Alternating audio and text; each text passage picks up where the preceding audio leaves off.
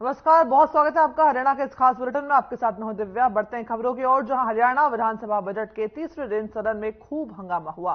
कांग्रेस के सदन से वॉकआउट के बाद मनोहर सरकार ने अविश्वास प्रस्ताव जीत लिया। सदन में अविश्वास प्रस्ताव पर लगभग 3 घंटे तक बहस चली।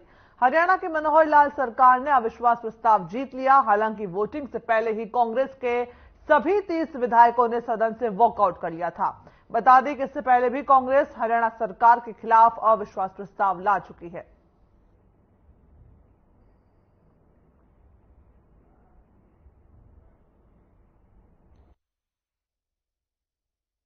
इसी प्रकार आज एक प्रश्न में हमारे विधायक तेगांव ने, राजेश जी ने विषय रखा था कि तेगांव या नया फरीदाबाद एक बहुत बड़ा एरिया अब बन गया है कि जिसमें हमको आवश्यकता भी है।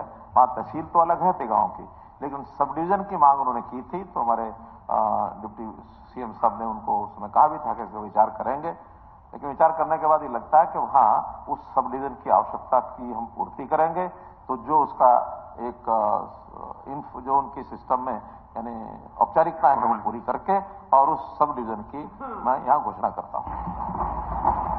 हमारे मुख्यमंत्री जी ने 2-3 दिन पहले ही कहा था कि वे अविश्वास प्रस्ताव लेके आए हैं, इसका हम स्वागत करते हैं।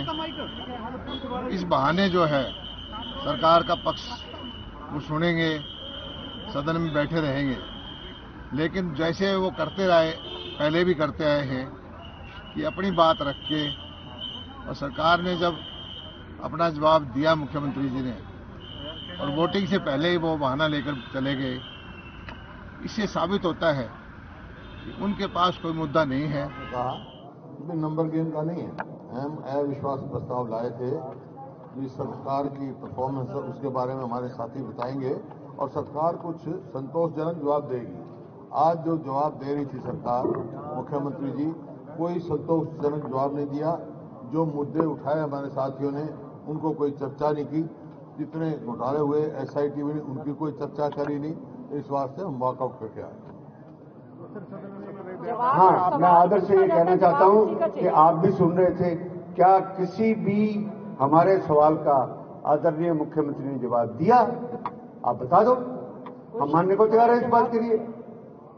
जो क्वेश्चन हमने रेज किए, जो इश्यूज रेज किए और जो हमारे उसके अंदर इश्यूज थे, उस इश्यूज में एक इश्यूज का भी जवाब दिया हो तो आप बता दो इस बात के लिए। आप प्रत्यक्ष है, इस बात के लिए नहीं है। इसलिए मेरे बराए इस बात को आपको करना चाहिए कि ये बाइकाट ना बाइकाट वो कोई बात नहीं है। बात हमने अपनी मेंबर रख दी, सब कुछ रख दिया। उसमें नंबर होते तो इनके भी कई लोग भाग गए, कोई बात नहीं, आगे भी। वही किसान आंदोलन और भगवंत मान के बयानों को लेकर के भूपेंद्र सिंह हुड्डा ने कहा कि ये गंभीर मसला है और इसे शांति से निपटाया जाना चाहिए। पुलिस और किसानों को भी शांति से मामले को संभालना चाहिए। सरकार और किसानों को बातचीत के जरिए इसका हल निकालना चाहिए। कांग्रेस विधायक मामन खान पर नू हिंसा मामले को लेकर के यूएपीए जो है वो लगाया गया है, जिस पर प्रतिक्रिया देते हुए भूपेंद्र सिंह हुड्डा ने कहा कि यूएपीए लगाने का कोई भी मतलब नहीं बनता है। यह धारा आतंकवादियों पर लगाई जाती है। मामन खान हमारा विधायक है और हम इस बारे में बात करेंगे। जो स्थिति बनी हुई है वो बड़ी चिंताजनक है और सरकार को तुरंत किसानों से बात करके समाधान निकालना चाहिए। और किसानों से भी मैं अपील करता हूँ, शांति बनाए रखें और अपनी मांगों में। देखो, तो सबका अपना अपना विचार है, लेकिन मेरा ये विचार है, ये गंभीर समस्या है, इसका समाधान निकलना चाहिए तुरंत सरकार को किसानों से बात करके। क्योंकि अब 2 दिन का इन्होंने फिर से बात हो रही है, जो मैंने अखबार में पढ़ा है, इसका समाधान निकालना चाहिए। जो उनका हक है उनको मिलना चाहिए। ये समझ में नहीं आया, उठाएंगे हम उसमें यूएपीए का तो कोई मतलब नहीं, यूएपीए का तो कोई मतलब ही नहीं है। वो तो टेररिस्टों के खिलाफ होती है। ये तो हमारे विधायक है। वहीं बीजेपी नेता जवाहर यादव ने पंजाब सीएम भगवंत मान के बयान पर पलटवार किया, जिसमें सीएम मान ने कहा था कि वो हरियाणा के दुश्मन नहीं हैं। जवाहर यादव ने पलटवार करते हुए कहा कि हम भी मानते हैं पंजाब हरियाणा का दुश्मन नहीं है, पर यह दिखाना भी चाहिए हमारा हक का जो एसआई वेल का जो पानी है वो हरियाणा को दे। हम भी मान लेंगे व्यक्तिगत तौर पर कि भगवंत मान हरियाणा के दुश्मन नहीं है। वहीं जवाहर यादव ने चुटकी देते हुए कहा कि पंजाब के मुख्यमंत्री भगवंत मान के पूछे गए हर प्रश्न का उत्तर देना सही नहीं है। अगर वो हरियाणा के दुश्मन नहीं है, जो मुख्यमंत्री है, पंजाब हरियाणा का दुश्मन नहीं है, परंतु अगर भगवत मान एज ए सीएम कह रहे हैं कि मैं हरियाणा का दुश्मन नहीं हूं, तो हम भी कहते हैं वो दुश्मन नहीं है, पर ये दिखना चाहिए। तो हमारे हक का जो SYL का पानी है, वो पानी हरियाणा को दे, हम मान लेंगे कि इंडिविजुअली व्यक्तिगत रूप से भगवत मान हरियाणा का दुश्मन नहीं है। वहीं हरियाणा के प्रदेश अध्यक्ष नायब सैनी का किसान आंदोलन को लेकर के पंजाब सरकार पर बड़ा बयान सामने आया है। उन्होंने कहा कि अगर कोई किसान दुखी है तो वो पंजाब का किसान दुखी है। उन्होंने पंजाब सरकार और कांग्रेस पर तीखा प्रहार करते हुए कहा कि वो श्वेत पत्र जारी करके बताएं कि उन्होंने किसानों के हित में क्या काम किए हैं। इस मौके पर उन्होंने पंजाब के मुख्यमंत्री भगवंत मान को भी घेरा। उन्होंने पंजाब सरकार पर किसानों को गुमराह करने का आरोप लगाया। वहीं नायब सैनी ने बजट सत्र में कांग्रेस द्वारा लाए गए अविश्वास प्रस्ताव पर भी अपनी प्रतिक्रिया दी है। उन्होंने कहा कि अविश्वास प्रस्ताव तो कांग्रेस के अंदर है।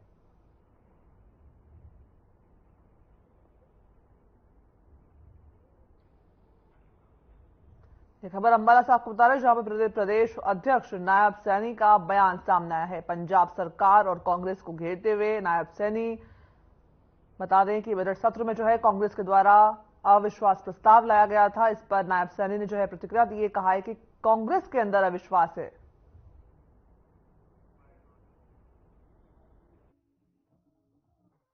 नहीं, देखिए, क्योंकि जितने काम इस सरकार ने किए हैं मैं आपको गिनवा भी रहा हूं।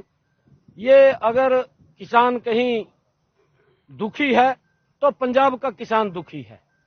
पंजाब के किसान को ये जो धरना है ये पंजाब के अंदर बनता है, क्योंकि पंजाब में जो MSP के ऊपर खरीदा जा रहा है, देखिए पीछे कांग्रेस की सरकार रही है, अब आम आदमी की सरकार है, 2.5 वर्षों से सरकार आम आदमी की है। वो दोनों की दो सरकारें श्वेत पत्र जारी करके, मैं ये बात बोल रहा हूं, मैं हरियाणा का भारतीय जनता पार्टी का अध्यक्ष के नाते ये बात कह रहा हूं। मैं UPA सरकार, कांग्रेस सरकार को भी ये बात बोलता हूं कि आपने 55 साल तक देश के ऊपर शासन किया, आप श्वेत पत्र जारी करके बताएं कि किसान के हित में क्या कदम उठाए हैं। 2.5 वर्ष से आम आदमी की सरकार पंजाब के अंदर है। मैं उनको भी एक बात बोलता हूं कि वो किसान हित की बात करते हैं। वही किसान आंदोलन के चलते बंद दिल्ली अमृतसर नेशनल हाईवे से अंबाला साइंस इंडस्ट्री को काफी नुकसान हो रहा है। अब तक लगभग 25 से 30 करोड़ का नुकसान हुआ है। न तो मटेरियल आ रहा है और न तैयार मटेरियल जो है वो प्रदेश से बाहर जा पा रहा है, और ना ही जो है इक्विपमेंट है वो जा पा रहे हैं। मैन्युफैक्चर की माने तो स्कूल कॉलेज की तरफ से भी साइंस संबंधित जो इक्विपमेंट है वो नहीं मंगवाए जा रहे हैं। वहीं इंटरनेट बंद होने की वजह से पेमेंट करने में भी दिक्कत आ रही है। पेमेंट के लिए न ही OTP आ रहा है और ना ही मैसेज।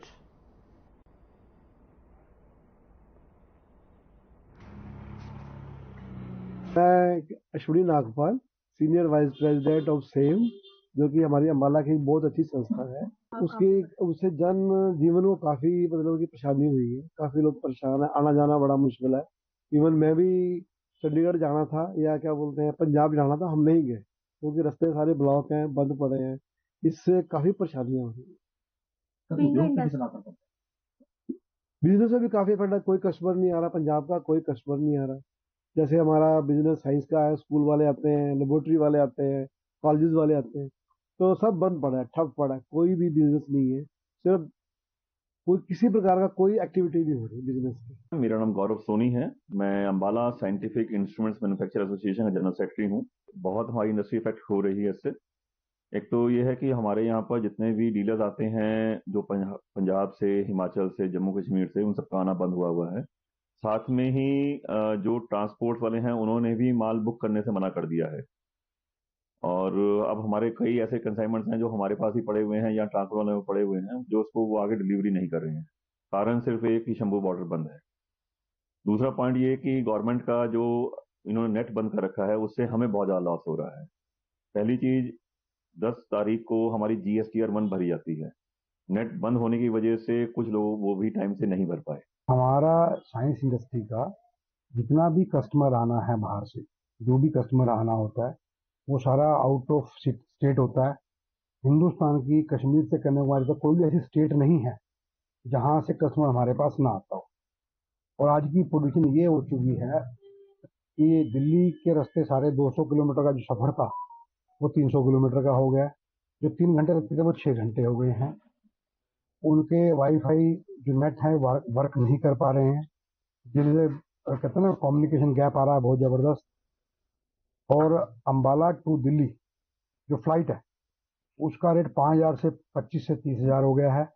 हमें समझ ही नहीं आ रहा हम कैसे काम करें और इसको कैसे जो है अपने लॉसेस को कवर करें, क्योंकि इंडस्ट्री के ऊपर बहुत बड़ा लॉस हो रहा है इससे।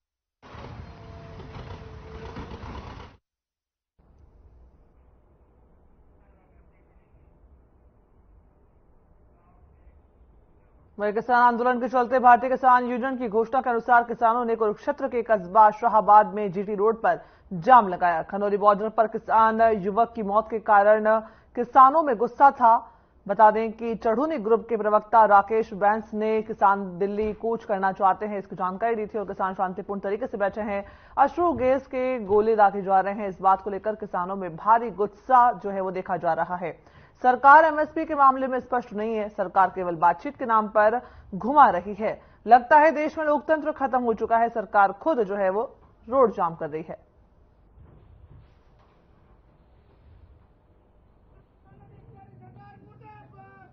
हमारे संगठन की जो कॉल थी वो दिल्ली कूच करने को लेकर जो सिंगू बॉर्डर पर किसान बैठे हैं उनके ऊपर शांति से जो किसान बैठे हैं उनके ऊपर आंसू गैस के गोले दागे जा रहे हैं और अनियमितताएं उनके साथ बरती जा रही हैं, जिसके रोष स्वरूप जो है हमारे संगठन ने कॉल दी थी कि सभी तहसील स्तर पर आज मोदी सरकार के पुतले फूके जाएंगे।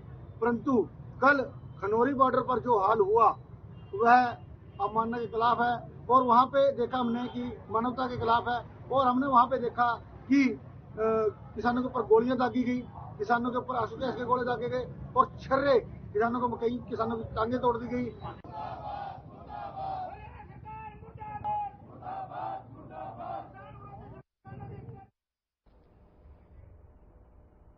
वही किसान नेता राकेश टिकैत ने संयुक्त किसान मोर्चा की मीटिंग से पहले कहा कि सभी किसानों को इकट्ठा होने की जरूरत है। पंजाब का किसान अलग थलग नहीं पड़ना चाहिए।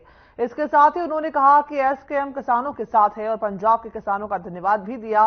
उन्होंने कहा कि अब जरूरत है इकट्ठे होने की क्योंकि लड़ाई का समय आ गया है। मैंने बार बार कहा है कि सब इकट्ठे हो जाएं। सिख कौम को बदनाम करने की साजिश की जा रही है।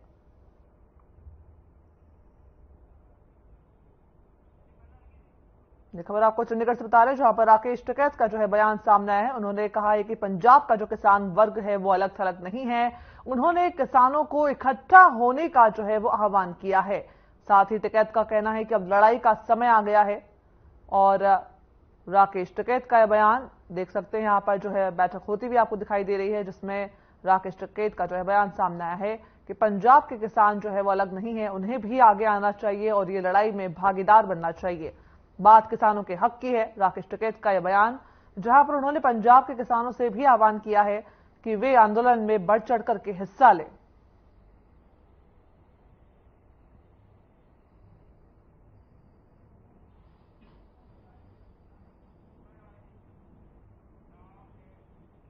वहीं अंबाला में अपराधियों के हौसले बुलंद होते हुए नजर आ रहे हैं। ताजा मामला अंबाला छावनी के राय मार्केट से सामने आया जहां पर मात्र 10 रुपए के लाइटर के लिए गोलियां चला दी गई। इस दौरान 2 युवकों को गोलियां लगी जिनका उपचार छावनी के नागरिक अस्पताल में चल रहा है।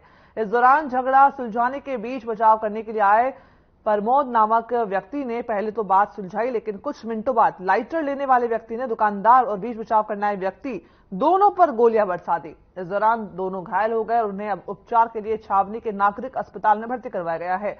वहीं एसएचओ नरेश कुमार ने बताया कि उन्हें सूचना मिली थी कि राय मार्केट में एक झगड़ा हुआ है। इस दौरान गोलियां भी चलाई गई हैं जिसमें 2 लोग घायल हुए हैं। फिलहाल घायलों का उपचार चल रहा है और पुलिस इस पूरे मामले की जांच कर रही है।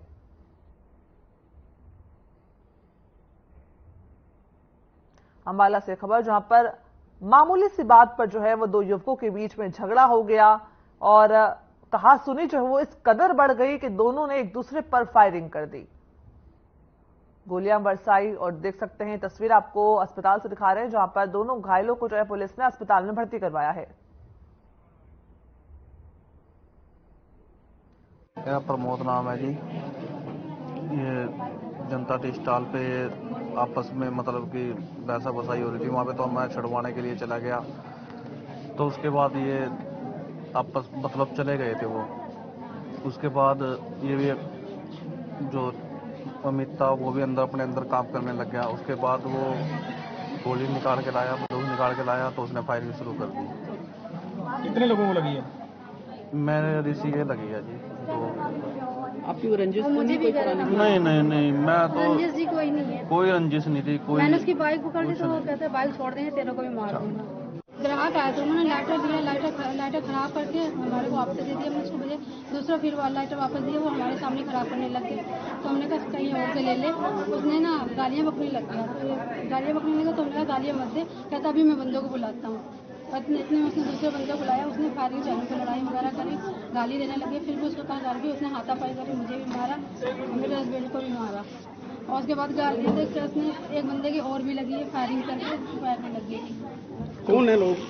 ये पता नहीं, ग्राहक आए वो भी। अशोक जी कौन है? मुझे पता वो कौन है। पुलिस में रिपोर्ट कर दी? जी, पुलिस वालों को 112 भी डायल किया। उसके बाद इन्होंने कॉल करी खुद पुलिस वालों को, पुलिस वाले फिर आए। देखिए, अभी ये सूचना मिली है कि राय मार्केट में कुछ झगड़ा हुआ है, गोली चली है। जो मौके पे पुलिस पहुंची, मैं भी मौका पे गया था। इंजर्ड को हमारी पुलिस पार्टी उठा के लेके आई है। 2 आदमियों को लगी है और हमने लगभग जो एक्यूज्ड हैं वो आइडेंटिफाई कर लिए और पुलिस टीम में उनके पीछे लगे, जिनको शीघ्र में राउंड अप कर लेंगे। सर क्या मामला था, क्यों गोली चली? देखिए, अभी तक ये मामूली को लाइटर की खरीदा है, उसके लिए कोई झगड़ा होना बताया गया है। जानते हैं कि दूसरे को, जैसा कि अमित कुमार दुकानदार ने बतलाया है, अक्सर वो मेरी दुकान पे आते जाते रहते हैं, एक दूसरे को जानते हैं। और वहीं भवानीखेड़ा के गांव जमालपुर में 13 वर्षीय नाबालिग की हत्या से सनसनी फैल गई है। नाबालिग ऋषभ बुधवार शाम को 4 बजे अज्ञात परिस्थितियों में बाजार से लापता हो गया, जिसकी सूचना परिजनों के द्वारा पुलिस को दी गई। पुलिस ने इस मामले को गंभीरता से लिया और गांव के सभी सीसीटीवी फुटेज खंगाले, जिसमें युवक द्वारा उसे मोटरसाइकिल पर ले जाते हुए देखा गया। पुलिस ने जब युवक से पूछताछ की तो उसने जुर्म करना कबूल किया और बता दें कि उसने हत्या करके शव को खेत में दबा दिया था। पुलिस ने आरोपी के बताए स्थान से शव को बरामद किया है और अपने कब्जे में लिया। और मृतक ऋषभ के पिता अनिल के बयान पर आरोपी हरिओम और उसके परिवार के 4 सदस्यों के खिलाफ, जिसमें एक महिला भी शामिल है, उनके खिलाफ हत्या का मुकदमा दर्ज किया है। पुलिस ने सभी के खिलाफ मामला दर्ज करके जांच शुरू कर दी है।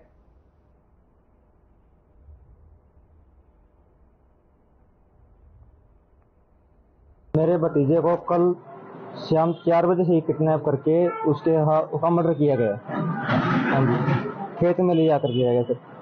और उसमें लगभग हमारा अंदाजा हमें शक भी है, उनका पूरा परिवार इस साजिश में शामिल है।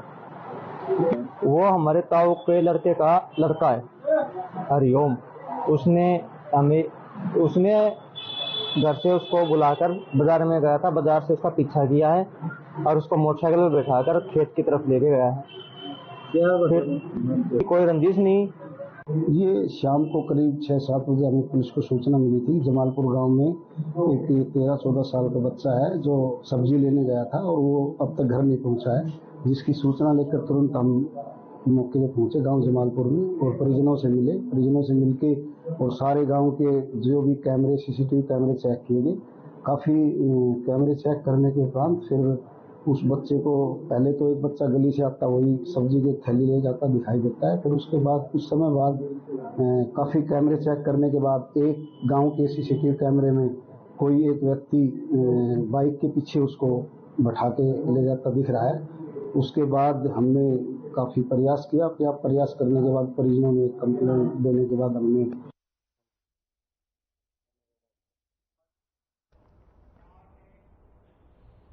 हरियाणा के यमुनानगर में किसानों ने मुस्तफाबाद में रेलवे ट्रैक पर बैठकर के जाम लगा दिया। किसान नेता संजू गुंडियाना ने कहा कि इस मार्ग पर कई महत्वपूर्ण रेलगाड़ियां चलती है, लेकिन उनका ठहराव यमुनानगर स्टेशन पर नहीं है। इसी मांग को लेकर के पिछले वर्ष भी इस रेल ट्रैक को जाम किया गया था। तब अधिकारियों ने उन्हें आश्वासन दिया था कि यहां सभी प्रमुख गाड़ियों का ठहराव होगा, लेकिन इतने लंबे समय के बावजूद उनकी ये मांग पूरी नहीं हुई, जिसके चलते उन्होंने रेल ट्रैक फिर से जाम कर दिया। यमुनानगर से खबर, जहां पर किसानों ने जो है वो रेलवे ट्रैक जाम कर दिया है। अंबाला सहारनपुर का ये रेलवे ट्रैक, गाड़ियों के ठहराव की जो है वो मांग की जा रही थी। मांग जो है पूरी नहीं होने पर किसानों ने रेलवे ट्रैक को जाम कर दिया है। तस्वीर आप देख सकते हैं यमुनानगर से, जहां पर किसान जो है पटरी पर बैठ गए हैं और बहुत ज्यादा जो है तादाद में किसानों की भीड़ जो है यहां पर आप देख सकते हैं। पुलिस का काफिला भी यहां पर मौजूद है। पुलिस के द्वारा किसानों से समझाइश के प्रयास भी किए गए। किसानों का कहना है कि उनकी जो मांगे थी वो अभी तक नहीं मानी गई है। इसको लेकर के उन्होंने अंबाला सहारनपुर रेलवे ट्रैक जो है वो जाम कर दिया है। बता दें कि गाड़ियों के ठहराव की जो है वो किसान मांग कर रहे थे। लगातार ये मांग उठ रही थी। इस पर सुनवाई नहीं होने से किसानों ने रेलवे ट्रैक को जाम किया। आज सरस्वती की मुस्ताबाद रेलवे स्टेशन पर यहाँ पर रेलवे ट्रैक पर यहाँ पर ग्रामीण बैठ गए हैं। हमारी एक मांग लंबे समय से थी कि जो पैसेंजर ट्रेनें जो कोरोना काल में 2020 में बंद कर दी गई थी, उनको चलवाने की मांग को लेकर 2 साल पहले भी रेलवे ट्रैक पर बैठे थे। तब मात्र एक ट्रेन जो अंबाला की तरफ जाती है उसका स्टॉपेज दिया गया था, लेकिन जो सुबह के समय ट्रेन यमुनानगर की तरफ जाती है उसके स्टॉपेज की मांग हम कर रहे हैं। और सुबह 10 बजे से हम यहाँ रेलवे स्टेशन के बाहर धरने पर बैठे थे, मांग कर रहे थे कोई अधिकारी आकर हमारे को बताए, कोई आश्वासन दे।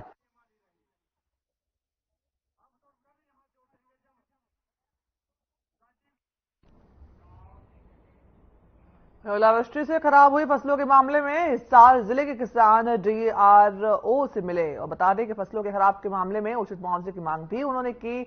लघु सचिवालय में ADC से मुलाकात की और मुआवजे की उन्होंने मांग की। हरियाणा के अध्यक्ष दिलबाग हुड्डा ने कहा कि कई गांवों की जो फसलें हैं वो नष्ट हुई है, जिसके कारण किसानों की आर्थिक हालत खराब है। किसानों को प्रति एकड़ 30,000 रुपए मुआवजा दिया जाना चाहिए। किसान सुभाष ने कहा कि फसलों में काफी नुकसान हुआ है। किसानों ने कहा कि सरसों की फसल 90% तक खराब हो गई है।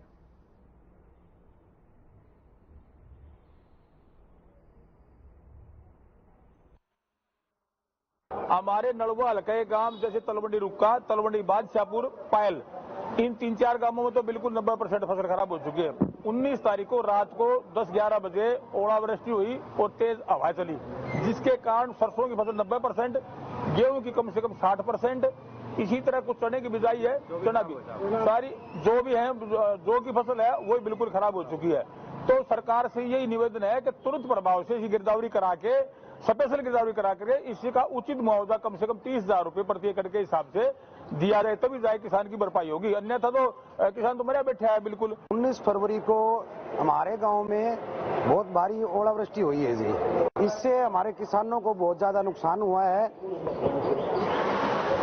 बहुत ज्यादा नुकसान हुआ। और हम DC साहब के पास आए थे ज्ञापन सौंपने के लिए, तो DC साहब हमें मिले नहीं, कहीं बाहर गए हुए कुछ काम से। और फिर हम उनसे मिले थे, एक मैडम है अपने यहाँ पे, तो उनसे मिले थे। उन्होंने हमें बोला है कि आपकी गिरदावरी करा के पटवारी से और नंबरदार से हम आपका। हरियाणा बुलेटिन में फिलहाल इतना ही। मुझे दीजिए इजाजत। नमस्कार।